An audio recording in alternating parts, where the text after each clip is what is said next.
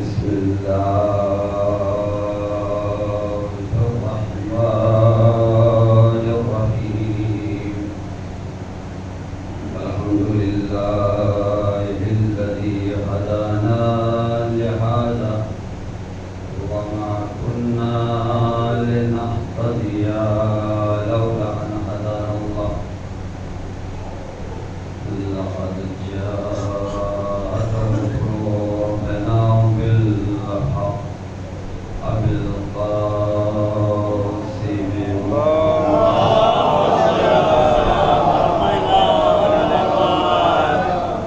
ثم الصلاة والسلام على أولاده الطيبين الطاهرين المعصومين المظلومين ولعنة الله على أعدائهم أجمعين من يومنا هذا إلى قيام يوم الدين أما بعد قال الإمام علي رضا عليه الصلاة والسلام يا ابن الشبيب إن صبرك أن تكون معنا في الدرجات العلى فاحزن بحزننا وافرح بفرحنا صلوات اللهم صل على محمد وآل محمد. حضرات گرامی خاندان ایمانی مسلسل ماشاءاللہ تو مجالس کے اوپر مجالس سن رہے ہیں اور شہزادی کو ان کے لال کا غصہ دے رہے ہیں. عزیزو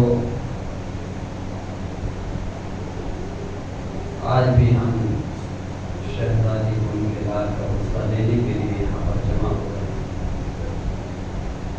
لیکن ہم اپنا مقام اپنی منزلت کو سمجھیں. کیا ہمارا مقام خدا رب عالم نے بنایا ہے؟ کیا مرتبہ اہل بیت سے محبت کرنے کا خدا رب عالم نے ہم کو عنایت کیا ہے؟ عزیزان گرامی، اگر ہم کربلا کو دیکھیں تو سن 61 ہجری میں یہ واقعہ ہوا، لیکن سن 61 ہجری کا زمانہ بہت پرانا زمانہ ہے. لیکن کیا یہ واقعہ صرف سن 61 ہجری کے لیے ہوا تھا یا آج بھی اس واقعہ کا وہی اثر واقع ہے، وہی منزلت، وہی وقار واقع ہے جو سن 61 ہجری میں ہوا؟ دوسری چیز، آپ اور ہم ایک چیز کو اپنے ذہن میں رکھ سکتے ہیں کہ اگر ہمارا جوان، ہر بزرگ، ہر مولا کا چاہنے والا یہ چیز اپنے ذہن میں رکھتا ہے کہ سن 61 ہجری میں اگر ہم ہوتے تو ہم مولا کے ساتھ ہوتے اور ہم بھی اپنی جانیں اپنے مولا پہ قربان کر دیتے، اور جو مرتبہ شہدائے کربلا کو ملا وہ مرتبہ ہمیں بھی نصیب ہو جاتا. ہر انسان اس خیال کو اپنے ذہن میں رکھتا ہے تو وہ سوچتا ہے کہ سن 61 ہجری میں ہوتے تو ہمیں وہ مل جاتا.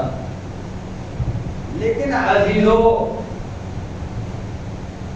یہ دین اسلام صرف سن 61 ہجری کے لیے نہیں تھا، یہ شریعت صرف سن 61 ہجری کے لیے نہیں تھی.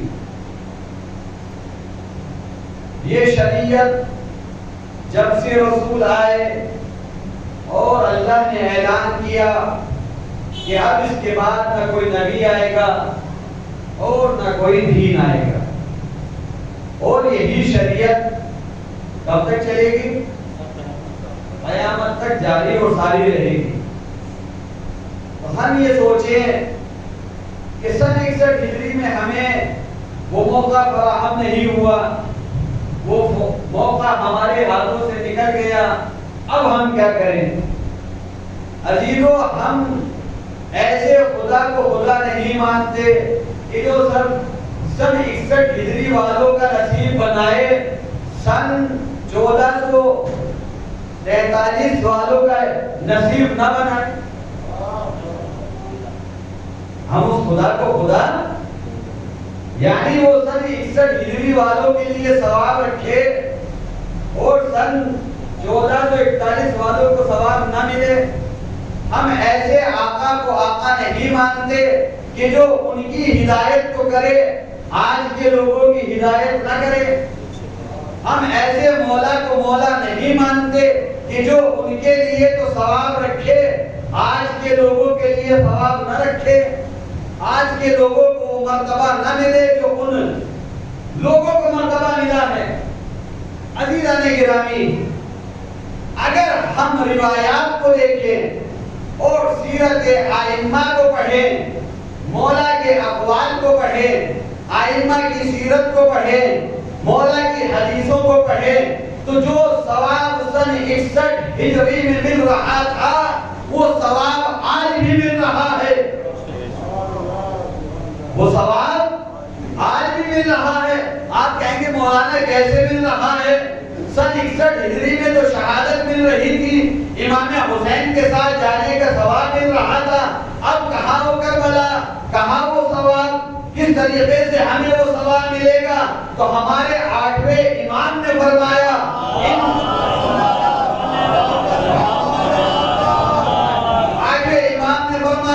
ان سبراک یا ابن شبیر ان سبراک ان تکون معنا فی الدرجات العلی، اگر تم یہ چاہتے ہو کہ جو اہل بیت کو خداوند عالم نے درجات اعلی نصیب فرمائے ہیں وہ درجات تمہیں بھی نصیب ہو جائے، اگر تم چاہتے ہو کہ وہ درجات تمہیں بھی مل جائے، کیونکہ اہل بیت کبھی یہ نہیں چاہتے کہ ہمارے ماننے والے پیچھے رہ جائے، جہاں ہم جاتے ہیں وہیں ہمارے ماننے والے بھی ہونا چاہیے۔ تو آگے امام نے فرمایا اگر تم چاہتے ہو کہ وہ درجات تمہیں مل جائے تو مولا نے کہا کہ کیسے ملیں گے؟ مولا نے بتایا کہ دیکھو درجات ایسے ملیں گے کہ تم ہمارے غم میں غم مناتے چلے جاؤ، ہماری خوشی میں خوشی مناتے چلے جاؤ۔ اگر غم میں غم مناتے چلے جاؤ گے، خوشی میں خوشی مناتے چلے جاؤ گے تو ہمارے ساتھ درجات میں کامیاب ہوتے چلے جاؤ گے۔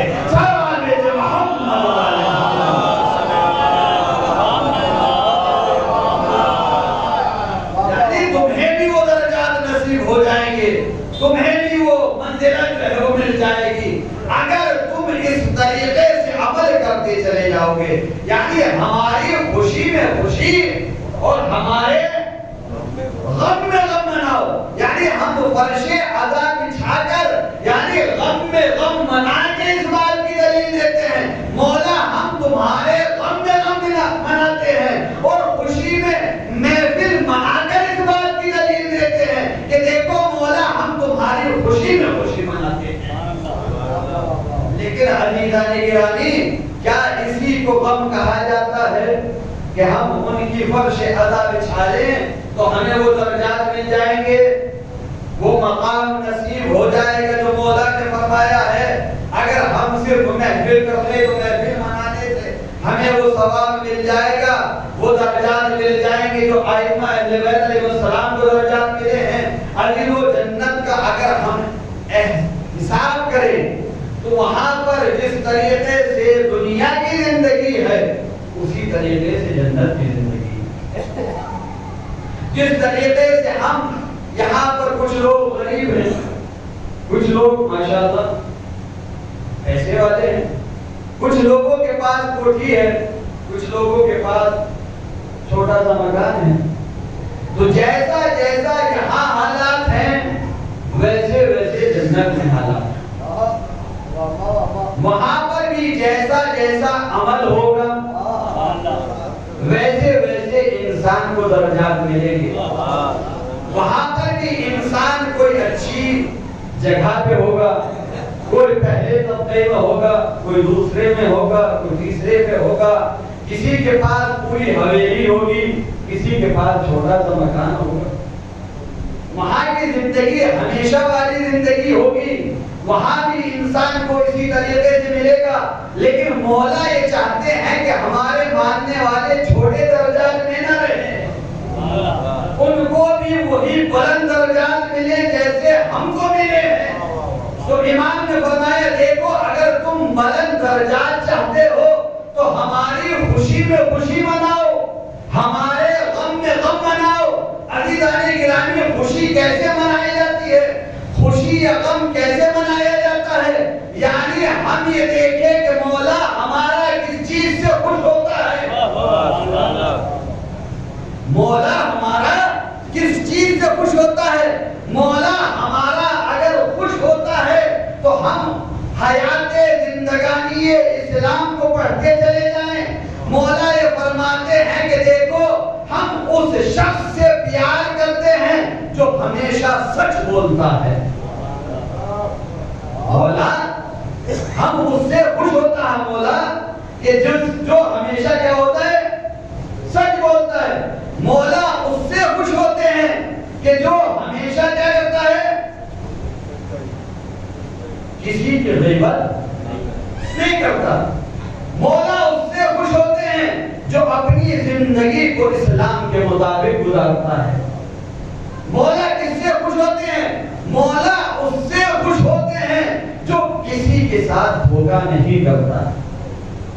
یعنی اگر ہم اس حدیث کو اس حوالے سے دیکھیں، ایک پہلو وہ بھی تھا کہ جو میں نے بیان کیا کہ ان کی خوشی میں خوشی منائے، ان کے غم میں غم منائے، نہیں دوسرا پہلو دیکھیں حدیث کا، یعنی ہم صرف یہ نہیں کہ مجلسیں ادا کر لیں یا محفل کر لیں تو درجات بلند ہوتے چلے جائیں گے، نہیں عزیزان گرامی، صرف یہ کافی نہیں ہے، بلکہ امام خوش ہوتے ہیں اس چیز سے جو امانت دار انسان ہوتا ہے، مولا خوش ہوتے ہیں اس سے جو انسان صداقت کی زندگی گزارتا ہے، مولا خوش ہوتے ہیں اس سے جو نمازوں کو ادا کرتا ہے، مولا خوش ہوتے ہیں اس سے جو صداقت کی زندگی گزارتا ہے، مولا خوش ہوتے ہیں اس سے جو اسلام کے مطابق زندگی گزارتا ہے۔ یعنی مولا یہ بتانا چاہتے ہیں اگر تم ہمیں خوش کرنا چاہتے ہو تو اپنے درمیان سے جھوٹ کو نکال دو، اگر تم ہمیں خوش کرنا چاہتے ہو تو اپنے درمیان سے صداقت کو لے کر آ جاؤ، اگر تم ہمیں خوش کرنا چاہتے ہو تو تم سیرت ائمہ کے مطابق زندگی گزارتے چلے جاؤ۔ سلام بھیجے محمد،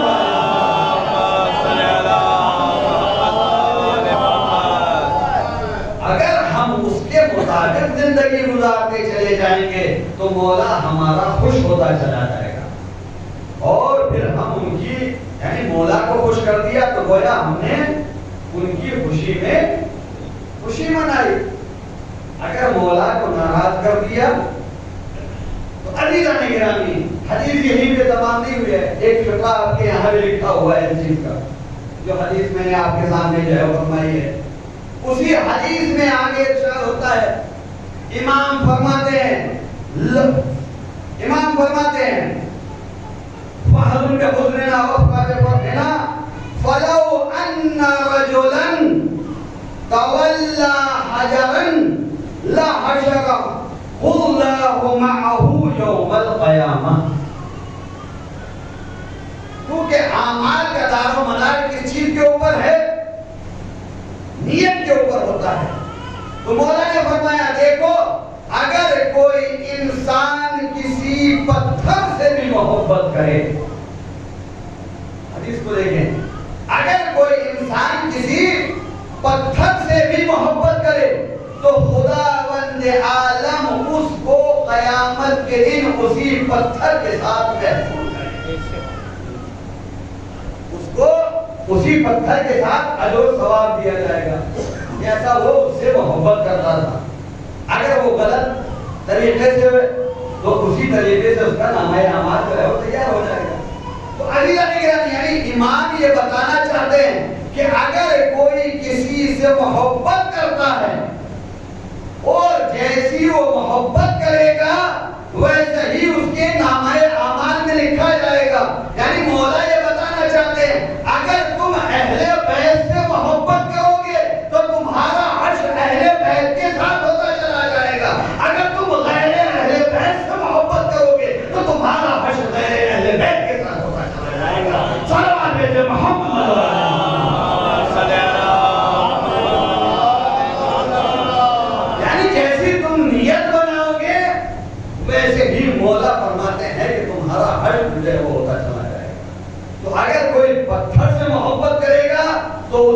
حشر پتھر کے ساتھ ہوگا، اگر کوئی اہل بیت سے محبت کرے گا تو اس کا حشر اہل بیت کے ساتھ ہوگا۔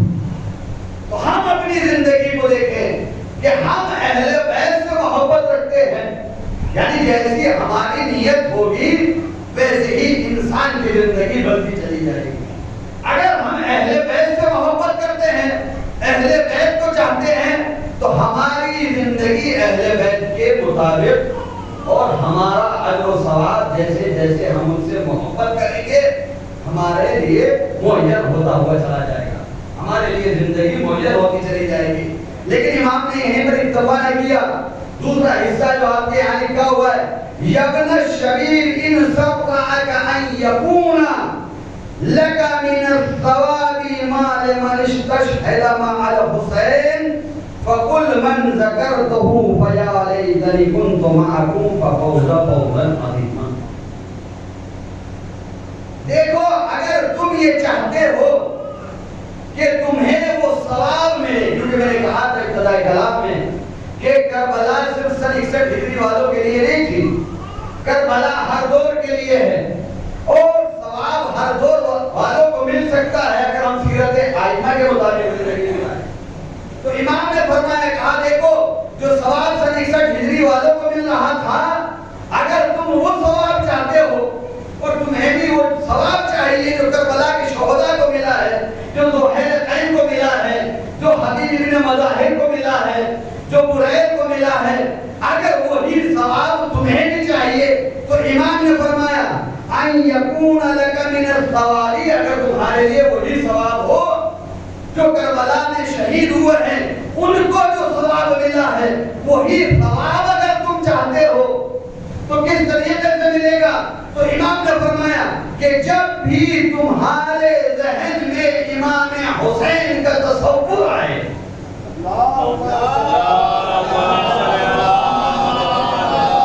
جب بھی امام حسین کا تذکرہ ذہن میں آ جائے، جب بھی امام حسین کے بارے میں خیال ذہن میں آ جائے، تو ایک جملہ جو ہے وہ اپنی زبان پہ کہتا کہ کاش اگر میں کربلا میں ہوتا تو میں بھی امام حسین کے ساتھ اس طریقے سے شہید ہو جاتا۔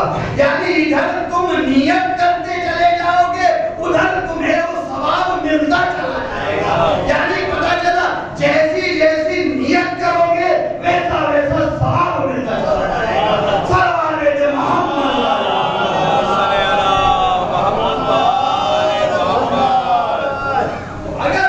چاہتے ہیں کہ ہمیں وہ ثواب ملے جو کربلا کے شہداء کو ثواب ملا ہے، تو جب بھی ہمارے ذہن میں امام حسین کا تذکرہ آئے تو نیت کرو کہ کاش، کیونکہ الاعمال بالنیات، اعمال کا دار و مدار کس چیز کے اوپر ہوتا ہے؟ نیت کے اوپر ہے۔ اور آپ نے نیت کیا کی کہ کاش اگر ہم کربلا میں ہوتے تو کیا ہوتا؟ ہم بھی اپنے آپ کو قربان کر دیتے۔ ادھر نیت کی، ادھر نامہ اعمال میں اللہ نے لکھنا، اللہ کی طرف سے جو فرشتے ہیں انہوں نے لکھنا شروع کیا کہ دیکھو میرا بندہ نیت کر رہا ہے، تو تم بھی اس کے نامہ اعمال میں لکھنا شروع کرو۔ عزیزان گرامی، یعنی کربلا سن 61 ہجری والوں کے لیے نہیں ہے بلکہ ہر دور کے لیے کربلا ہے۔ ہر دور میں ہمیں، کیونکہ ہم اگر مانتے ہیں تو ایسے رہنماؤں کو مانتے ہیں کہ جو ہمیں صرف سن 61 ہجری کے راستوں کو نہیں دکھاتے بلکہ ہر دور میں ہماری اس طریقے سے ہدایت کرتے ہیں کہ دیکھو اگر تم اس دور کو لانا چاہتے ہو اپنی حیات میں تو امام حسین کا تذکرہ کرتے رہو، امام حسین کے ساتھ ہونے کا دعویٰ کرتے رہو، تم دعویٰ کرتے چلے جاؤ گے، خدا تمہارے حسنات کو بلند کرتا ہوا چلا جائے گا۔ سلام محمد۔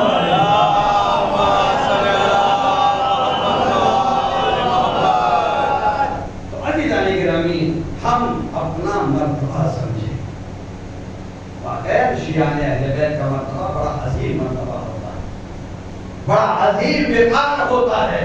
اس وقار کو سمجھنے کے لیے انسان کو عقل و فہم کی ضرورت ہے۔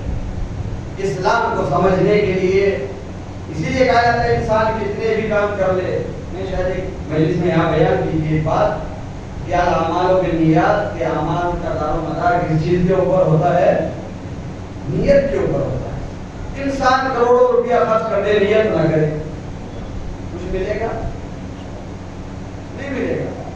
اگر انسان نیت کر کے ایک گلاس پانی پلا دے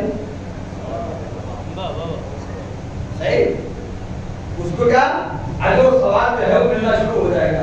حتیٰ کہ روایات میں یہ ہے کہ اگر انسان نیک عمل نہ کرے صرف اگر ارادہ کر لے تو فرشتوں کو اللہ حکم دیتا ہے کہ دیکھو میرے بندے نے اچھا ارادہ کر لیا ہے, ابھی کام کو انجام نہیں دیا صرف نیت کی ہے, تو مولا فرماتے ہیں کہ دیکھو ادھر اس نے نیت کی, ادھر فرشتوں کو اللہ حکم دیتا ہے کہ تم ان کے نامہ اعمال میں نیکیاں لکھنا شروع کر دو. عزیزان گرامی یعنی عمل نہیں انسان کر رہا ہے, صرف نیت کر رہا ہے, اور ادھر نیت کرتا ہے ادھر نامہ اعمال میں نیکیاں لکھی جانی جو ہے وہ شروع ہو جاتی ہے. تو عزیزان گرامی اسی لیے کہا جاتا ہے کہ انسان نیت کا دار و مدار جو ہے وہ بڑا اہم ہوتا ہے, کہ انسان کی نیت اگر صحیح ہوتی ہے تو اس کو خداوند عالم اجر و ثواب جو ہے وہ عنایت فرماتا ہے. عزیزان گرامی حدیث یہی تمام نہیں ہوئی, حدیث اور آگے امام فرماتے ہیں ان سرک ان تلقی اللہ بلا غم, اگر تم یہ چاہتے ہو کہ قیامت کے دن تمہیں جب اللہ سے ملاقات ہو تو ایسی حالت میں ملاقات ہو کہ تمہارے ذمہ کوئی گناہ نہ ہو.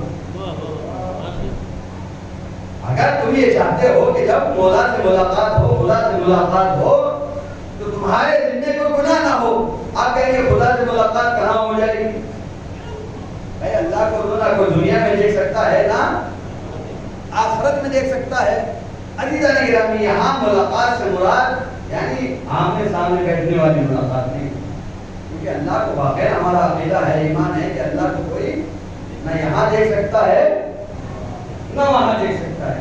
یعنی اللہ کا جو حساب اور کتاب ہوگا, جو قیامت کا دن آئے گا, وہاں سب سے اللہ کی جو ملاقات کا اشارہ ہے وہ اس چیز کی طرف ہے کہ خداوند عالم اپنے رحم و کرم سے یا اپنے حساب و عدل و انصاف کے ساتھ جو حساب کتاب کرے گا تو ہر ایک کا نامہ اعمال جو ہے وہ وہاں پر دیکھا جائے گا, اور اللہ اس حساب و کتاب کو جو انجام دے گا اسی کو ملاقات کہا جاتا ہے. نہ کہ کوئی اللہ کو جو ہے وہاں پہ دیکھے گا. آپ کہے کہ حدیث میں آپ نے کہا اللہ سے ملاقات ہوگی, بعد میں اس چیز کی طرف جو ہے وہ اشارہ سمجھیں گے اللہ سے یعنی گویا کہ ملاقات ہو جائے گی, اس کی اشارہ کرنا بڑا ضروری تھا. تو عزیزان گرامی کیا کہا امام نے فرمایا اگر تم یہ چاہتے ہو کہ اللہ سے قیامت کے دن جب ملاقات ہو تو تمہارے ذمہ کوئی گناہ نہ ہو, تمہارے ذمہ کوئی گناہ باقی نہ رہے, تو امام نے اس کی کیا جواب بتائی, اس کے بارے میں کیا نسخہ جو ہے وہ امام نے دیا. امام نے فرمایا اگر تم یہ چاہتے ہو کہ تمہاری جب اللہ سے ملاقات ہو تو تمہارے ذمہ کوئی گناہ نہ ہو, بلکہ تم اس طریقے سے ہو جاؤ کہ جس طریقے سے کوئی بچہ شکم مادر سے جب پیدا ہوتا ہے تو اس کے ذمہ کوئی گناہ نہیں ہوتا ہے, اس طریقے سے بن جاؤ. تو کہا فزر حسین علیہ السلام, تو تم امام حسین کی زیارت کرو.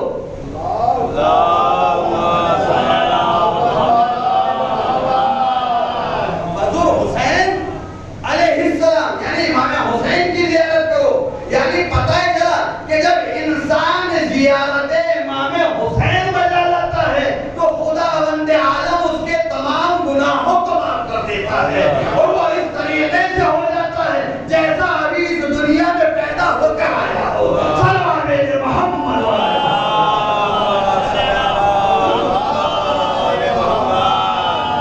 یہ منزلت ہے انسان سمجھے امام حسین کی کیا منزلت ہے, کیا ثواب خداوند عالم نے اس عظیم ہستی کا رکھا ہے کہ ادھر زیارت کرے ادھر اس کے نامہ اعمال میں کوئی گناہ باقی نہ رہے, تمام گناہوں سے اس کو پاک و پاکیزہ بنا دیا جاتا ہے. یہ مرتبہ ہے امام حسین علیہ السلام کا. اسی لیے آگے ارشاد فرماتا ہے چھٹے امام جعفر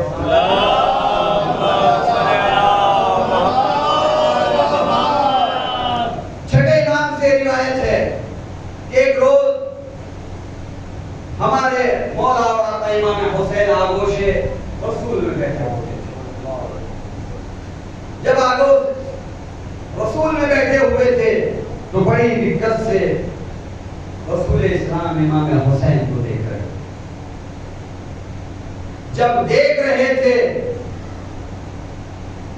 تو ام المومنین عائشہ بیان کرتی ہے کہ میں نے پوچھا آپ اس طریقے سے امام حسین کو کہا کہ میں اس لیے دیکھ رہا ہوں کہ میرا یہ بیٹا کربلا کے میدان میں 3 دن کا بھوکا پیاسا شہید، مسائل نہیں، 3 دن کا بھوکا پیاسا کیا شہید کیا جائے گا، اور جو بھی اس کی زیارت کے لیے جائے گا، امام نے کیا فرمایا، رسول اسلام کی حدیث ہے، امام اس کو بیان کر رہے ہیں کہ جو بھی اس کی زیارت کے لیے جائے گا تو رسول اسلام نے فرمایا کہ اس کو میرے حج میں سے ایک حج لکھا جائے گا ثواب، یعنی جو رسول اسلام نے، ایک انسان خود حج کرنے جاتا ہے اس کا ثواب کیا ہوتا ہے، ایک رسول اسلام حج کرے اور جو رسول اسلام کے حج کا ثواب ہو، ایک عام انسان حج کے لیے جائے، ایک رسول حج کے لیے جا رہے ہیں، اگر رسول حج کے لیے جائیں تو خدا بند عالم اس رسول کے حج کا کیا ثواب فرمائے گا، تو امام رسول اسلام نے فرمایا کہ میرے حج میں سے اگر کوئی اس بچے کی زیارت کے لیے جائے گا، جب شہید کر دیا جائے گا تو میرے حج میں سے ایک حج کا ثواب لکھا جائے گا۔ اب جیسے یہ جملہ کہا تو عائشہ نے بڑا تعجب کیا، کیا ایک حج کا ثواب لکھا جائے گا؟ رسول اسلام خاموش نہ کہا، نہیں میرے حج میں سے 2 حج کا ثواب لکھا جائے گا، میرے حج میں سے 2 حج کے برابر ثواب لکھا جائے گا۔ اب جیسے اس نے اور تعجب کہا تو مولا نے فرمایا کہ نہیں 2 نہیں 4 حج کا ثواب لکھا جائے گا۔ اب اس نے اور تعجب کیا تو امام نے بیان کیا کہ ادھر وہ تعجب کرتی گئی، ادھر رسول حج کا ثواب بڑھاتے چلے گئے اور ادھر ثواب بڑھاتے بڑھاتے اس منزل پر آئے کہ وہ افسوس کرتی رہی۔ رسول اسلام نے لاش میں کہا کہ جو بھی اس کی زیارت کے لیے جائے گا میرے حج میں سے 90 حج کے برابر ثواب لکھا جائے گا، میرے حج میں سے 90 حج کے برابر ثواب جو ہے اس کے نام اعمال میں لکھا جائے گا۔ یعنی آپ یہ دیکھیں کہ اگر زیارت امام حسین کا ثواب بتایا کہ کوئی اگر یہ چاہے کہ اللہ سے ملاقات کرے اور اس کے ذمے کوئی گناہ نہ ہو، رسول اسلام نے خود پہلے بتا دیا کہ جس کو 90 حج کا ثواب مل جائے پھر اس کے ذمے گناہ کا باقی رہ ہوا ہے۔ صلوات بھیجے محمد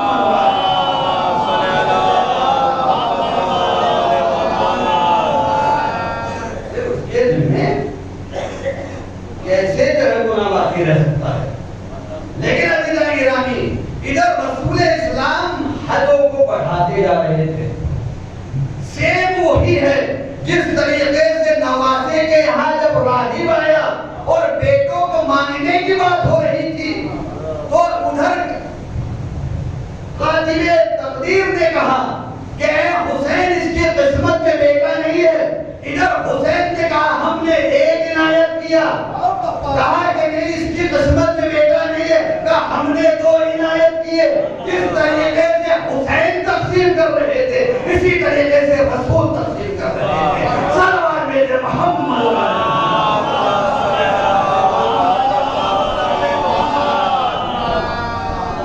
یہ ہے مرتبہ، ہم اپنا مرتبہ سمجھیں، وقار سمجھے مجلس اعظم میں آنے کا۔ انشاءاللہ کبھی موقع ملے گا تو بتاؤں گا کہ مجلس میں آنے کا ثواب کتنا ہوتا ہے۔ اور عزیزو اس فرش اعلیٰ پہ آنے کا عظیم ثواب ہے، لیکن ایک بات کو میں بار بار تذکرہ کرتا ہوں، پہلے بھی یہاں بیان کر کے گیا تھا، پھر اس بات کو بیان کرتا ہوں کہ جب بھی ہم مجلس اعلیٰ میں آئیں تو باوضو، یہی وجہ ہوتی ہے کہ بہت سے افراد مجلسوں میں آتے ہیں اور باہر جاتے ہیں تو اگر ان سے پوچھا جاتا ہے آپ نے کیا سنا، تو وہ کہتے ہیں ہماری سمجھ میں کچھ نہیں۔ بھائی سمجھ میں کہاں آئے گا؟ کیونکہ ذکر پاک ہے، ذکر طیب و طاہر ہے، یہ ایسا ذکر ہے، یہ نور ہے، اور نور جب کسی ظرف میں جاتا ہے تو ہر ظرف میں نہیں جاتا ہے۔ صحیح؟ یہ نور اسی ظرف میں جائے گا جو طیب و طاہر ظرف ہوگا۔ اسی لیے اس بات کی بار بار جو ہے وہ خواہش کی جاتی ہے کہ جب بھی مجلس ادا میں آؤ تو سب سے پہلے وضو، دوسرے جب مجلس ادا میں آؤ تو سب سے پہلے نیت کرو، کیونکہ مجلس عبادت ہے۔ مجلس کیا ہے؟ عبادت ہے، اور کوئی بھی عبادت اگر ہم انجام دینا چاہتے ہیں تو اس میں کیا ہوتا ہے؟ پہلے نیت کی جاتی ہے، کی جاتی ہے نہیں؟ نماز پڑھیں گے تو کیا کریں گے؟ نیت کریں گے۔ وضو کریں گے تو پہلے کیا کریں گے؟ غسل کریں گے تو پہلے کیا کریں گے؟ تو عزیزان گرامی، مجلس ادا کیا ہے؟ عبادت ہے۔ اگر ہم گھر سے چل رہے ہیں تو سب سے پہلے وضو کریں، اور وضو کرنے کے بعد ہم گھر سے یہ ارادہ کر کے چلیں کہ میں مجلس امام حسین اللہ کے لیے جا رہا ہوں، میں کسی کی غیبت کرنے کے لیے نہیں جا رہا۔ آج ہمارا ماحول کیا ہو گیا ہے مجلس سے ادا؟ بڑی نہایت افسوس کی بات ہے کہ آج ہم جب گھر سے چلتے ہیں تو 1 گھنٹہ پہلے، 1.5 گھنٹہ پہلے گھر سے نکل جاتے ہیں، اور جانے کے بعد مجلس ادا سے پہلے یا مجلس کے بعد کیا ہوتا ہے ہمارے یہاں؟ ہمارے یہاں اس کی غیبت، اس کی برائی، اس نے ایسا کر دیا، اس نے ایسا کر دیا۔ یعنی ہم گھر سے ارادہ کر کے چلتے ہیں فلاں فلاں صاحب مجلس میں آئیں گے تو ہم ان کو فلاں فلاں صاحب کی کمیاں گنوائیں گے۔ جب گھر سے ارادہ یہ کر کے چلے ہیں مجلس ادا میں آنے سے پہلے، گھر سے ارادہ کیا کیا کہ ہم وہاں جا رہے ہیں، فلاں فلاں صاحب سے ملیں گے، اور وہاں جانے کے بعد ہم یہ کام انجام دیں گے۔ تو جب ارادہ ہی ایسا لے کے چلے ہیں تو پھر فرش ادا سے ملے گا کیا اس کو؟ پھر اس کو فرش ادا سے ملے گا کیا؟ کیونکہ اعمال کا دار و مدار میں ابتدائی کلام نے کہا تھا نیت کے اوپر ہوتا ہے۔ جیسی جیسی نیت لے کے آئے گا ویسا ویسا اجر پاتا چلا جائے گا۔ اگر بری نیت لے کے آئے گا تو اعمال بھی برا لے کے جائے گا، اچھی نیت لے کے آئے گا تو اعمال بھی اچھے لے کے جائے گا۔ صلوات علی محمد۔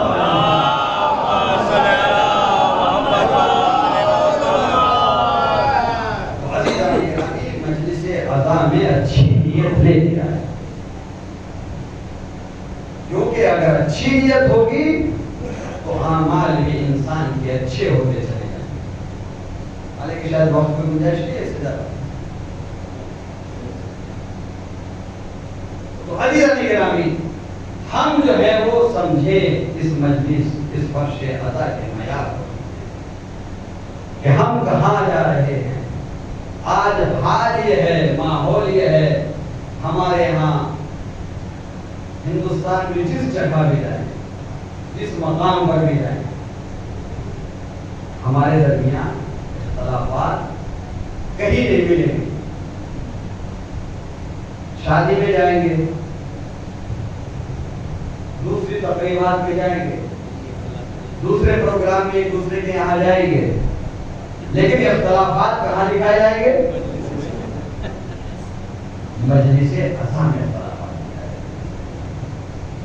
عزیزو، مجلس امام حسین ہے،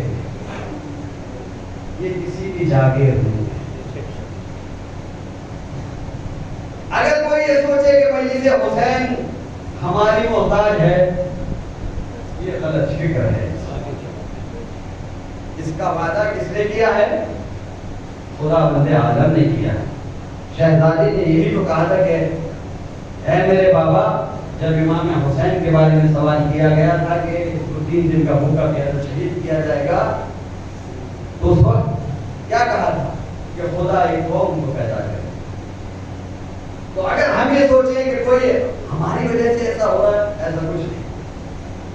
یہ خیال جو ہے وہ انسان ذہن سے نکالے، اور اگر ہمیں اختلافات دکھانا ہے تو ذاتی پروگرام میں اختلاف دکھائیں کسی کے، تاکہ اس کے اوپر اثر ہو کے بڑا سامنے نہیں آئے۔ اگر ہمیں اختلاف دکھانا ہے تو اس کے ذاتی پروگرام میں اختلاف دکھائیں، لیکن مجلس اعضاء میں کبھی کوئی اختلافات نہیں ہونا چاہیے۔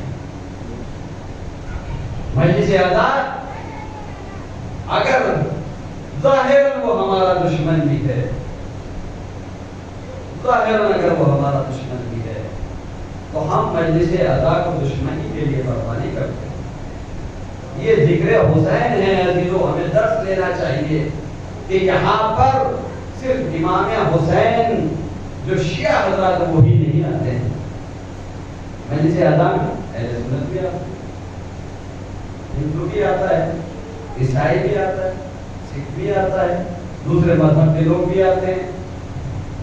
دوسرے لوگوں کا آنا اس بات کی دلیل ہے کہ یہ درس گاہ امام حسین ہے، یعنی ان کا یہ آنا اس بات کی دلیل ہے کہ وہ امام حسین سے اختلاف نہیں رکھتے ہیں، یعنی اس جگہ پر انسانیت کے ماتحت آ کر وہ جمع ہو جاتے ہیں، اور جمع ہونے کے بعد یہ بتاتے ہیں دیکھو تم اختلافات کرتے رہو، کیونکہ امام حسین نے انسانیت کا درس دیا ہے، ہم اس انسانیت کے درس کو لینے کے لیے جمع ہو گئے۔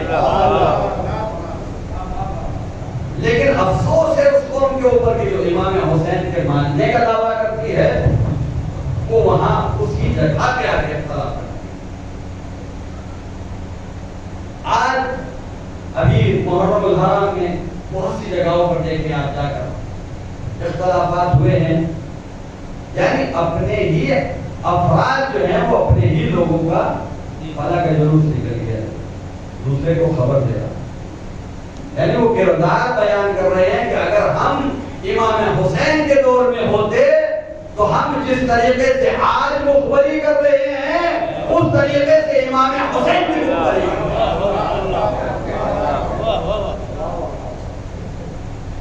یعنی وہ خود اپنے کردار سے بتا رہے ہیں اس چیز۔ عزیزان گرامی، کیا کربلا میں آنے والے صرف 72 لوگ تھے؟ کیا کربلا میں آنے والے امام حسین کے لیے مدینے کے اندر، کوفے کے اندر، مکہ کے اندر یا دوسرے اور مقامات میں صرف 72 لوگ تھے؟ بہت زیادہ تھا، لیکن امام حسین نے صرف 72 ہی کو کیوں چنا؟ صرف 72 ہی کا کردار کیوں سامنے آیا؟ وہاں تو لاکھوں کی آبادی تھی۔ آج ہم اپنے آپ کو یہاں سمجھتے ہیں کہ ہم بھی امام حسین سے بڑے قریب ہیں۔ عزیزو، دور ہونا یا قریب ہونا ہم خود معین نہیں کر سکتے، انسان کا کردار معین کرتا ہے۔ انسان کا کردار بتاتا ہے کہ کون امام حسین سے قریب ہے۔ ایک انسان قریب بیٹھا ہے، میں نے کہا پانی لے کے آ جاؤ، اس نے منع کر دیا۔ ادھر میں نے اس سے کہا ایک انسان ادھر دور بیٹھا ہے، اس نے صرف سنا پانی لے کے آ گیا، صحیح کہنے پر پانی لے کر آ گیا۔ اب بتائیں، میں جو میرے قریب بیٹھا ہے اسے کہوں گا یہ میرا قریب ہے، یہ جو دور سے پانی لے کے آ گیا وہ میرے قریب ہے؟ کسے قریب مانیں گے؟ دور سے آنے والے کو قریب مانیں گے۔ بس عزیزان گرامی، یہی ہمیں مجلس حسین دیتی ہے۔ اگر ہم اگرچہ ہندوستان کے درمیان رہتے ہیں، ہم کربلا میں نہیں تھے، ہم اس جگہ پہ نہیں تھے جہاں امام حسین موجود تھے، لیکن اگر ہماری نیت وہی ہے، ہم نیت میں یہی رکھتے ہیں کہ کاش اگر ہم وہاں ہوتے تو ہم اپنے آپ کو حسین پہ قربان کر دیتے۔ ادھر ہم نیت کرتے ہیں، ادھر ہم اپنی غربت کا اعلان کرتے ہیں۔ اگر ہم دور رہ کر، دیکھیں کتنے لوگ تھے جو کوفے میں تھے، قریب تھے، لیکن قریب ہوتے ہوئے بھی وہ امام حسین سے بڑے دور، قریب ہونے والے افراد بڑے کم۔ تو عزیزان گرامی، مجلس ادا کا مقصد ہے کہ ہمیں اسے درس امام حسین، یہ درس گاہ عظیم ہے ہمارے لیے، ہماری قوم کے لیے۔ عزیزو، سب چیزوں میں اختلاف کرو لیکن ادائے حسینی میں اختلاف نہ کرو۔ آخری بات کہ اگر ہم دیکھیں کہ مجلس ادا کیا ہے، مجلس ادا وہ ہے کہ جس میں جناب نوح کا تذکرہ ہوتا ہے، مجلس ادا وہ ہے جس میں آدم کا تذکرہ ہوتا ہے، مجلس ادا وہ ہے کہ جس میں عیسیٰ کا تذکرہ ہوتا ہے، مجلس ادا وہ ہے جس میں حج کے بارے میں بیان کیا جاتا ہے، مجلس ادا وہ ہے کہ جس میں زکوٰۃ کے بارے میں بیان کیا جاتا ہے، مجلس ادا وہ ہے جس میں اتحاد کے بارے میں بیان کیا جاتا ہے، مجلس ادا وہ ہے جس میں نماز کے بارے میں بیان کیا جاتا ہے، مجلس ادا وہ ہے جس میں ہماری زندگی کو سدھارنے کی بات کی جاتی ہے۔ یہی مجلس ادا وہ ہے جس میں حامان کا تذکرہ بھی ہوتا ہے، جس میں نمرود کا تذکرہ بھی ہوتا ہے، جس میں فرعون کا تذکرہ بھی ہوتا ہے، جس میں شداد کا تذکرہ بھی ہوتا ہے۔ سارے تذکرے مجلس میں ہو جاتے ہیں، یعنی اچھا تذکرہ بھی مجلس میں ہوتا ہے، پورا تذکرہ بھی مجلس میں ہوتا ہے۔ قرآن کیا ہے؟ قرآن وہ ہے کہ جس میں آدم کا قصہ بھی ہے، قرآن وہ ہے جس میں نوح کا قصہ بھی ہے، قرآن وہ ہے جس میں موسیٰ کا قصہ بھی ہے، قرآن وہ ہے جس میں زکریا کا قصہ بھی ہے، قرآن وہ ہے جس میں نماز کا حکم بھی ہے، قرآن وہ ہے جس میں زکوٰۃ کا حکم بھی ہے، قرآن وہ ہے جس میں خمس کا حکم بھی ہے، قرآن وہ ہے کہ جس میں اسلام کے احکام بھی موجود ہیں۔ وہی قرآن ہے کہ جس میں شداد کا حکم بھی ہے، جس میں فرعون کے بارے میں بھی باتیں ہیں، جس میں حامان کے بارے میں بھی بات ہے۔ یعنی پتہ چلا جو کردار قرآن کا ہوتا ہے وہی کردار مجلس ادا کا ہوتا ہے۔ صلوات محمد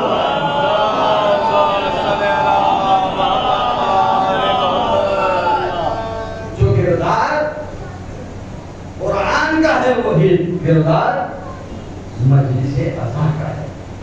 تو عزیزان گرامی، ہمیں دیکھنا چاہیے کہ اس فرش ادا کی اہمیت کیا ہے۔ عزیزو، آج امام کا دستور ہے اور ہمارے یہاں کا دستور عجیب دستور ہے کہ جب کسی گھر میں کوئی جوان میت ہو جاتی ہے تو ہمارے یہاں کیا کیا جاتا ہے؟ سامنے سے ان چیزوں کو ہٹا دیا جاتا ہے کہ کہیں ماں اگر اس جوان بیٹے کی اس چیز کو دیکھ کر اپنے بیٹے کو یاد نہ کرے۔ اگر کوئی بہن سامنے آتی ہے تو ان چیزوں کو ہٹا دیا جاتا ہے کہ کوئی بہن ان چیزوں کو دیکھ کر اپنے بھائی کو یاد نہ کرے۔ اگر کوئی بھائی ہوتا ہے جوان تو بھائی کے سامنے سے اس بھائی کی ان چیزوں کو ہٹا دیا جاتا ہے کہ کہیں یہ بھائی اپنے بھائی کی ان چیزوں کو دیکھ کر اپنے بھائی کو یاد نہ کرتے، ارے کہیں گریا اتنا نہ کرے کہ برداشت نہ کر سکے۔ لیکن ہائے کربلا کے شہیدوں کی عجیب کہانی ہے۔ عزیزو، یہ 10 محرم الحرام یہ جب 10واں آیا ہے تو ان شہداء کا 10واں بھی عجیب 10واں ہے کہ آپ دیکھیں کہ رباب اگر 10واں منا رہی تو اس عالم میں ہے کہ ہاتھ پوشیں پس گردن بندھے ہوئے ہیں۔ زینب اگر بھائی کا 10واں منا رہی ہے تو اس عالم میں ہاتھ پس گردن بندھے ہوئے ہیں۔ اگر زین العابدین اپنے بھائی کا 10واں منا رہا ہے تو پیروں میں بیڑیا ہے، ہاتھوں میں ہتھکڑیاں ہے۔ ہائے عزیزو، عجیب طریقے کا 10واں ہے۔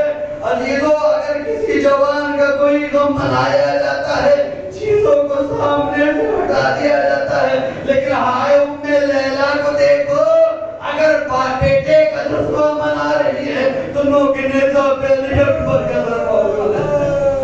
عزیزو، آپ کی آواز بلند ہے، خدا کوئی غم نہ دے سوائے غم مظلوم کربلا کے۔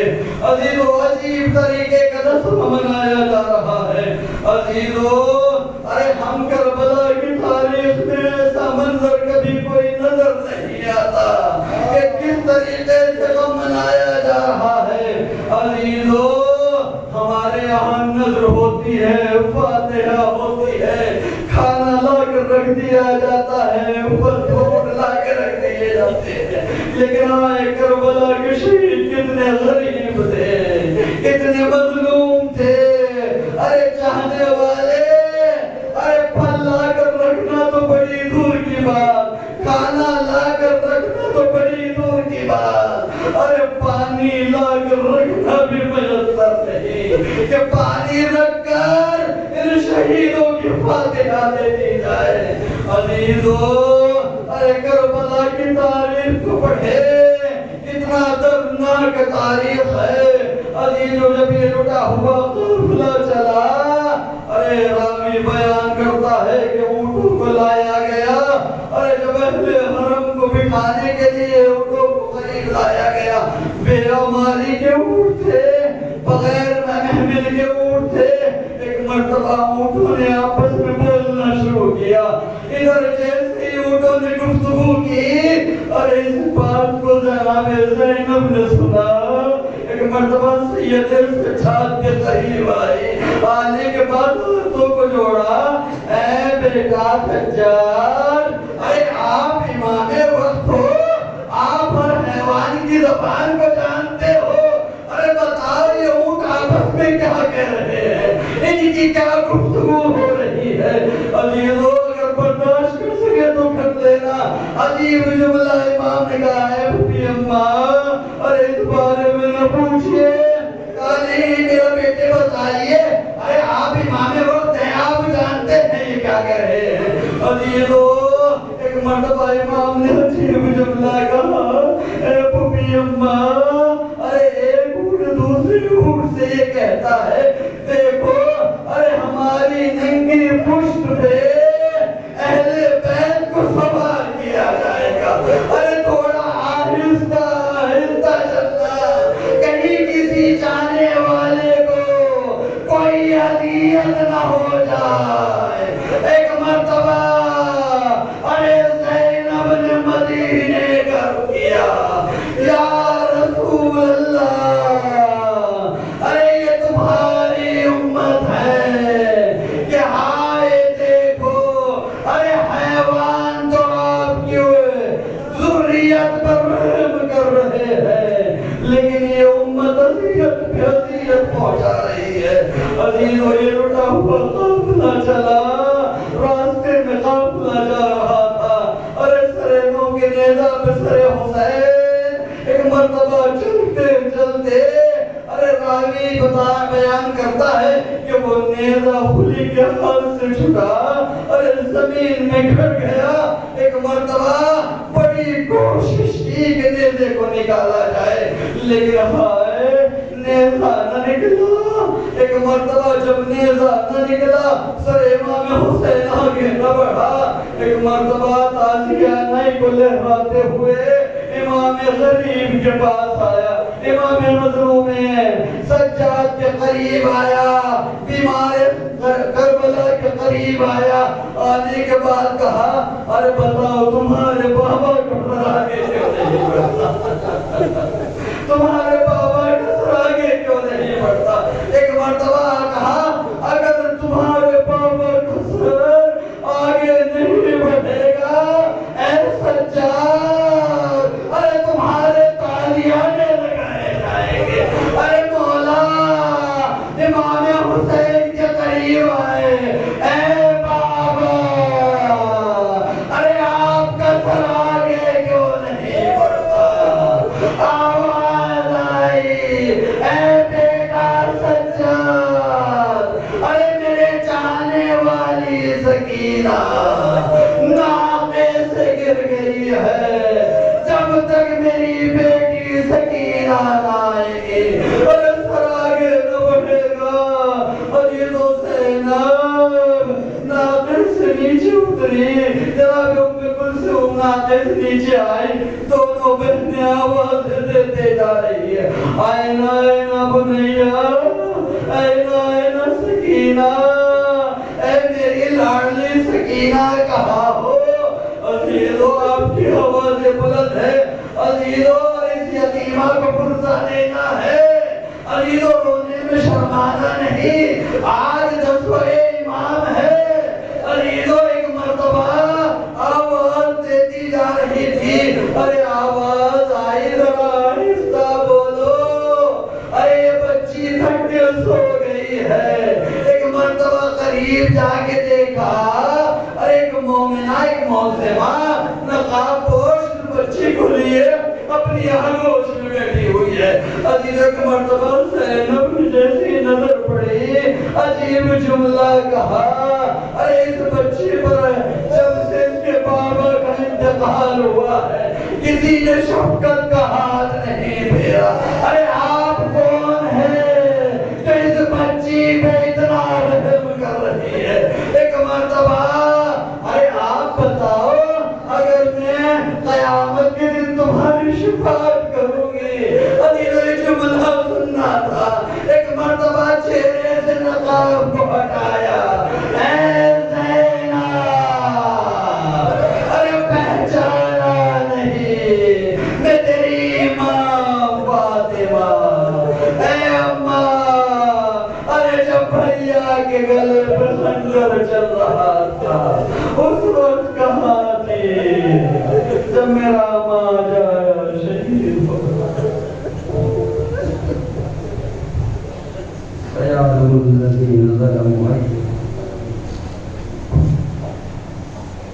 خدا بحق لها أبيها وبالها وبنيها ہمارے امام کے حضور میں بات شریف ہم کو کے آوان و انصار و شماعت خدا بحق محمد والے محمد بحق زہرا ہمارے ذکر کو اپنی بات میں قبول و مقبول خدا یہاں پر اپنی رحمت برکت نعمت نازل فرما جو پریشان حاضرین کی پریشانی کو دور کرو ہمارے برادر عزیز بیمار ہیں اور جو بھی بیمار ہیں خدا اپنے حق کے چاہت نماز اس ذکر کے تو ٹھہر میں جو بھی بیمار ہے وہ شفا کامل الہی بحق محمد والے محمد و بحق معصومین علیہ السلام ہمیں سچا عزادہ حسین بننے کی توفیق ہمیں سیرت آل محمد کے چلنے کی توفیق الہی بحق محمد والے محمد و بحق معصومین علیہ السلام جو پریشان ہمارے ہمیں پریشانی کو دور کرو الہی بحق زہرا ابیہا و بالہا و بنیہا جو مقبوض ہم کے قرض و غیر سے عنایت فرما جو الہی بحق محمد والے محمد جو بے روزگار ہے ہم کو روزگار عنایت فرما جو سارے روزگار ہم کے روزگار میں ترقی عنایت الہی بحق زہرا ابیہا و بالہا و بنیہا جو لوگوں نے دعا ہو کے لیے ہم کی تمام نے حاجات کو پوری فرما خدایا یہاں پر اپنی رحمت برکت نعمت نازل فرما الہی بحق محمد والے محمد جو مرحومین ہمارے دنیا سے چلے گئے ان کی مغفرت فرما ان کو جوار آئمہ میں جگہ الہی بحق زہرا ابیہا و بالہا و بنیہا پھر یہی دعا ہے کہ ہمیں دنیا میں زیارت امام حسین نصیب مرنے کے بعد شفاعت امام حسین الہی بحق محمد والے محمد و بحق معصومین علیہ السلام ہمارے امام کی ظہور میں راج ہم کو ان کی آوان و انصار شماعت مادر حسین